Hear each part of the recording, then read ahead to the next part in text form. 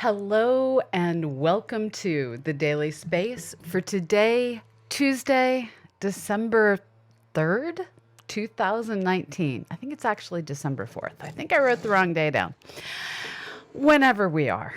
Hello and welcome. I am your host, Dr. Pamela Gay, and I am here to put science in your brain.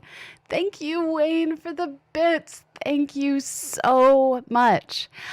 So you may hear loud noise in the background. I'm hoping my mic won't catch it. My neighbor's gardener is leaf blowing the side of the house that is closest to the side of our house.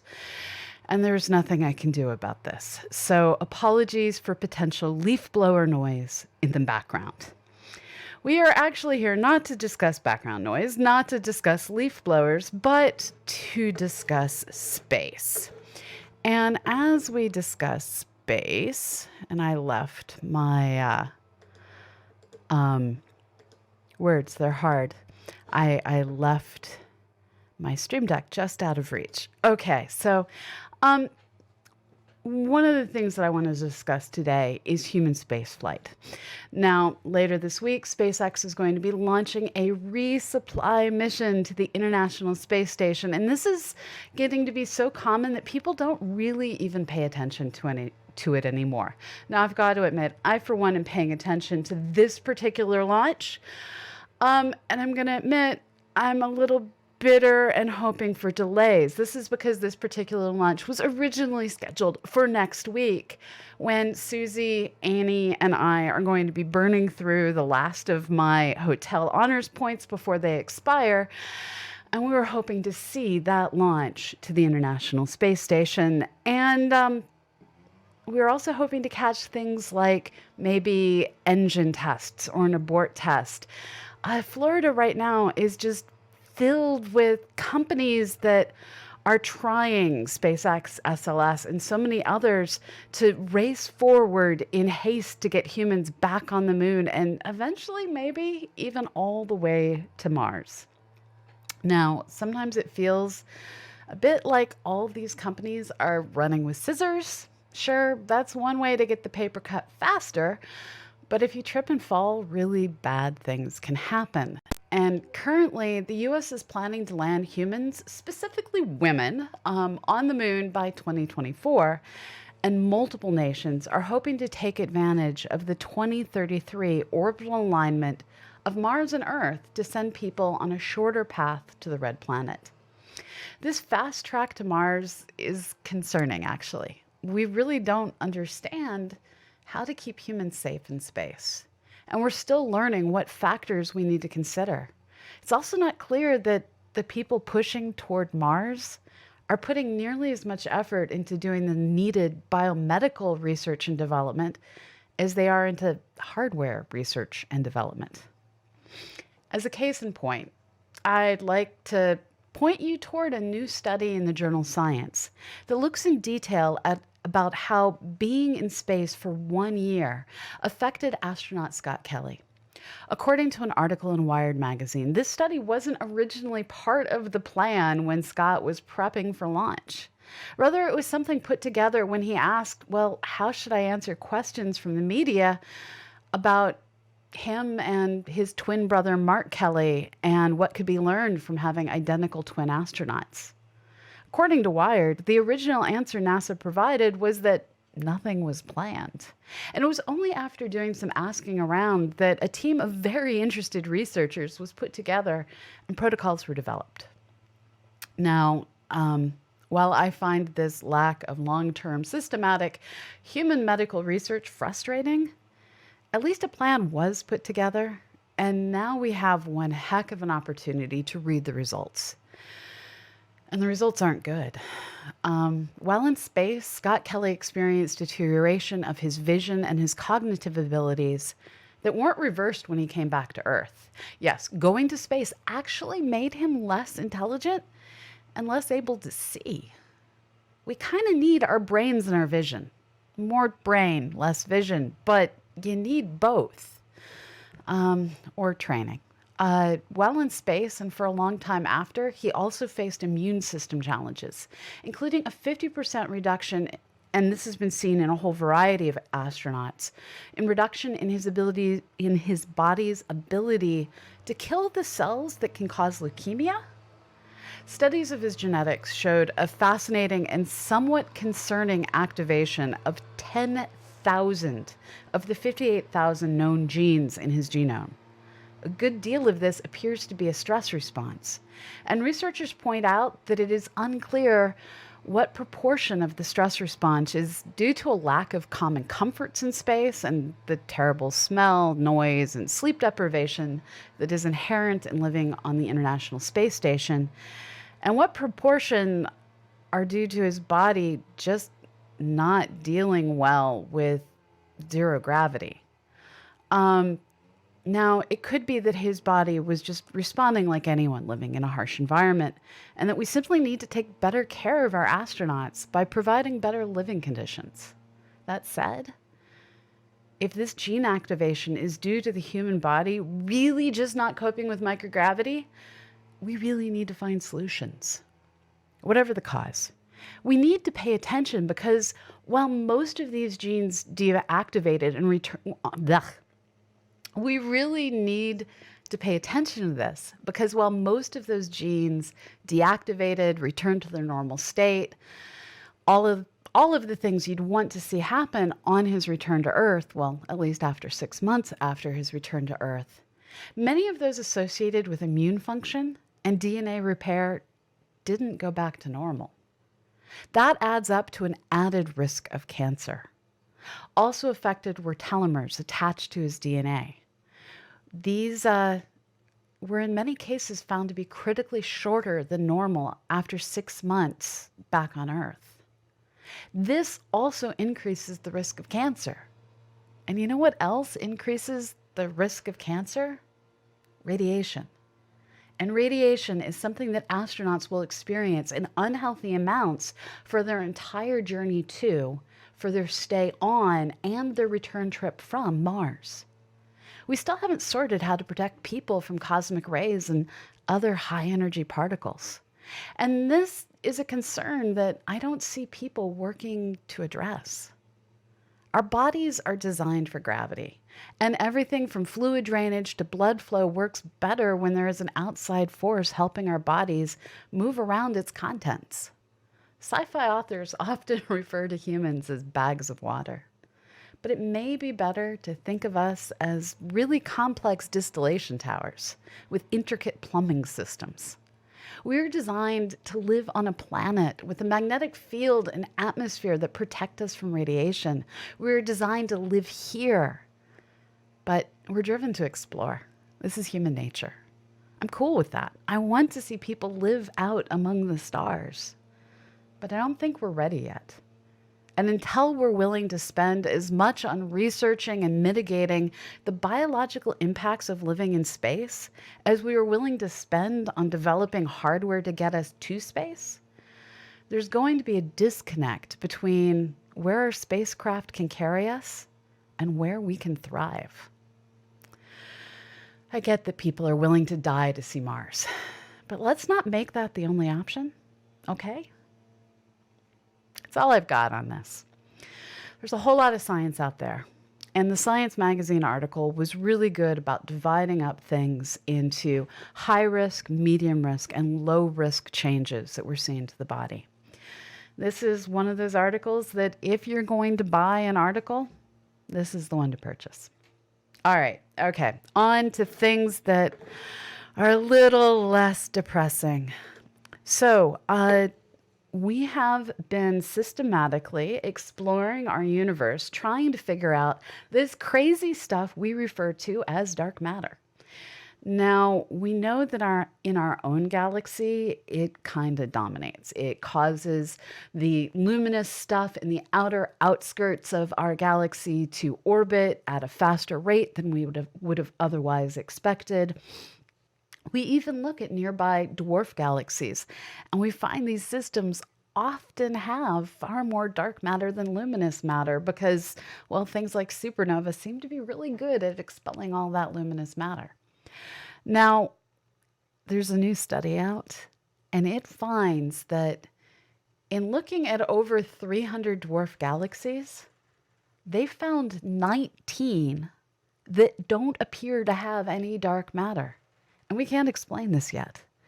But this is indicating that there are all sorts of different processes out there that govern galaxy formation, that govern the distribution of regular and invisible dark matter all throughout our universe. This is just kind of cool. This is research that is up and coming, and more will, well, hopefully more understanding will come in the coming months. But for now, people, there are 19 new galaxies that have been found that don't appear to have dark matter.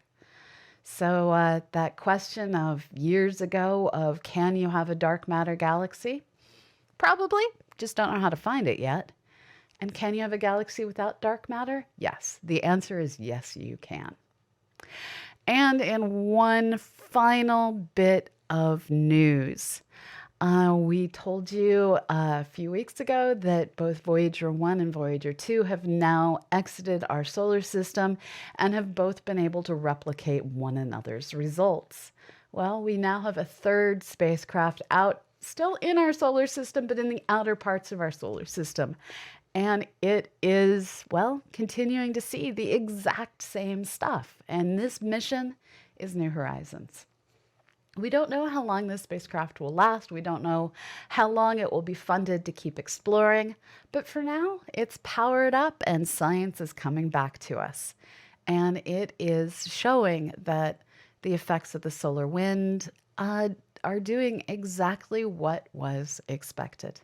So we now have same results, 3 different missions, 3 different places in our solar system. And that's just kind of cool. And that's all I've got for today. This has been the Daily Space. We are here to put science in your brain. Most Mondays through Fridays, we come to you at 1 p.m. Eastern. That is 10 a.m. Pacific, 6 p.m. London time, to bring you a fast-paced roundup of all that is new in space and astronomy. We are a production of the Planetary Science Institute, a 501c3 nonprofit dedicated to exploring our solar system and beyond. We are produced by Susie Murph, and we are brought to you by you. Your donations, your subs, your bits, your patronage at patreon.com/CosmoQuestX are what keep our lights on and keep the content flowing. If you would like to help support this show, please consider becoming one of our patrons. This is really the best way for you to support us on an ongoing basis because it allows us to get you special content. And we just like being able to give back. Now, you may have noticed there is a giant fundraising bar beside me. Every December, we try to raise an ungodly amount of funding that is the difference between what we bring in month to month through subs, patronage, bits, and everything else, and what we actually need to keep going. This is our version of the NPR funding drive, our version of the Jerry Lewis telethon. And in this case, your donations, well, they allow us to keep doing science and science education through all of the different programs that CosmoQuest has to offer. We're not just the Daily Space. We also produce a variety of citizen science projects, which we have lots of active federal grants pending that will hopefully keep that funded in the years to come. And we produce this show, 365 Days of Astronomy, Astronomy Cast. We bring you live launches and landings. And where we can, we get out and we do more in the classroom, in museum settings, at science festivals. Basically, wherever someone might be wanting to learn, we try to be there. So please, if you can, consider giving. We will be doing a massive 40-hour stream the weekend before Christmas. Mark your calendars, see if your corporation is willing to give, and let's make the world a little bit more scientific. Okay, I'm going to see what questions you have. I'm going to start with those that are on the screen right now. So Hanny asks, what happened to the pioneers? Wasn't there something called Pioneer? Yes.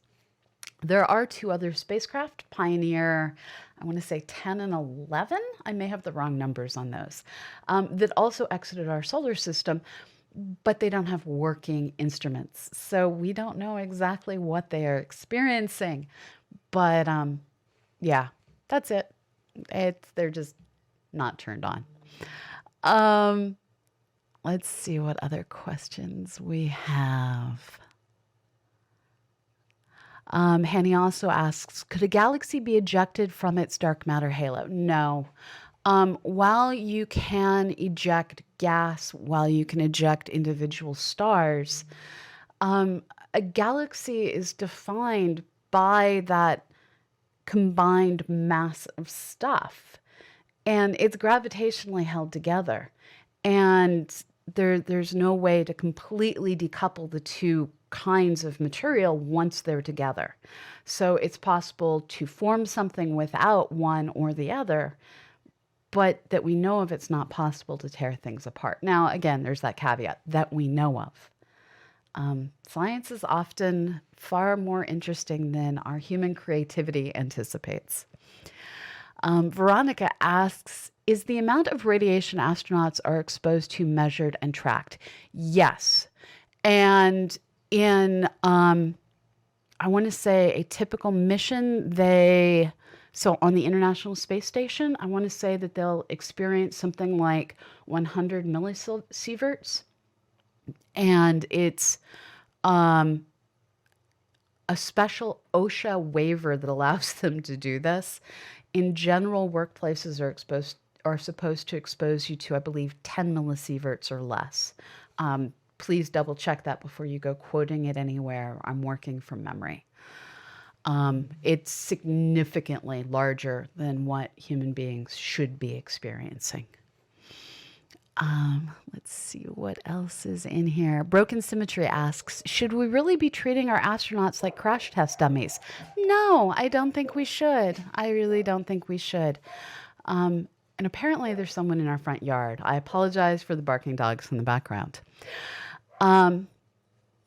This is actually something that has really bothered me for a long time. We've been fully aware of the issues of radiation in space since the Apollo age. We have been sending humans to space for decades. I don't understand why there isn't more fundamental medical research into the effects on the human body of being in space. Yeah, these are things that bother me. So Henny also asks, did they do DNA tests to see what genes were activated differently than his brother? Yes. So during the Scott Kelly 1 year in space, they collected blood and other bodily fluids from both brothers on a regular basis, looking at gene activation and other things. Something happened that caused a dancing star. I don't know what caused the dancing star. I can't see that far. Thank you, whoever triggered a dancing star. You make me happy. It was cute. If someone can tell me what triggered it, I'd be really happy. So Hanny is asking, are there radiation detectors on the rovers? I don't know. I know that Mars Co A and B, which were the two CubeSats that accompanied InSight Mars to Mars, they measured the radiation along the way. And while it was less than worst case, it wasn't good. Yeah. This may be the kind of thing we need to do a deep dive into. I'm sorry you missed it, Orange Joe. I can always pull up recent events over on my other screen. Pardon me while I awkwardly try and look across the room. It's not going to tell me. No, it's not going to tell me. Okay, now I can't apparently figure this out. Thank you. All right, looking to see what else is going on. It was a sub. Awesome. Thank you. I don't know how we got a sub that I didn't see a message for. Streamlabs must need to be kicked. All right, scrolling upwards.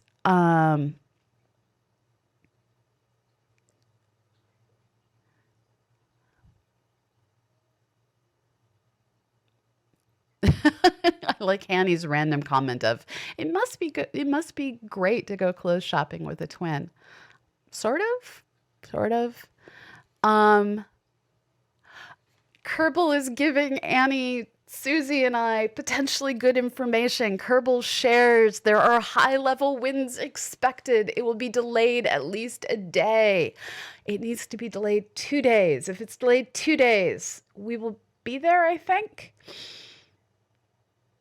Annie and I get to Susie's on Friday, and then we're going to drive like bats out of hell on Saturday.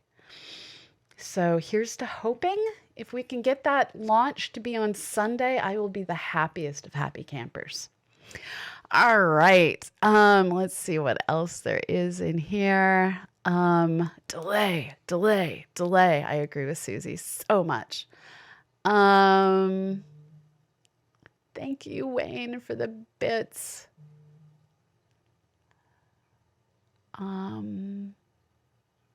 Okay, scrolling back down to the bottom. I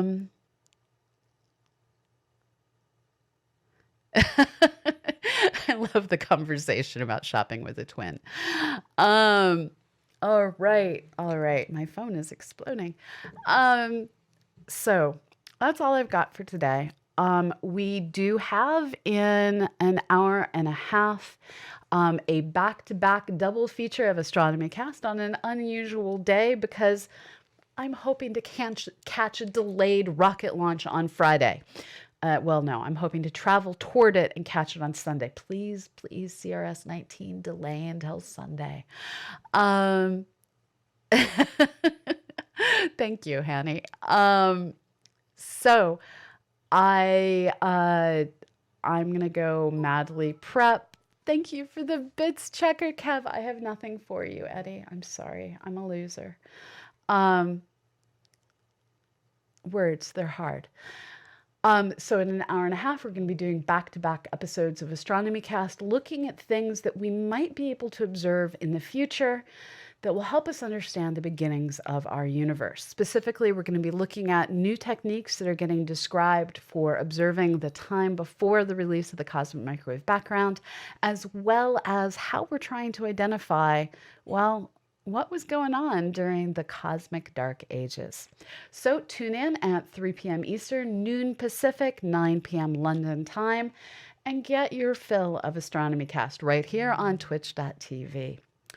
And tomorrow it will be Annie and the Wednesday rocket update. So come back and keep the science flowing. I am now going to click to the credits screen, which is not actually rolling the credits yet. So when I flip to it, I'm going to madly rush across the room and start the credits going. And then I'm going to raid Oh Bother. So please give Oh Bother a warm CosmoQuest welcome. And then come back in an hour and a half. I will see you all later. Have a fabulous morning, evening, or afternoon, wherever you may be. Bye-bye.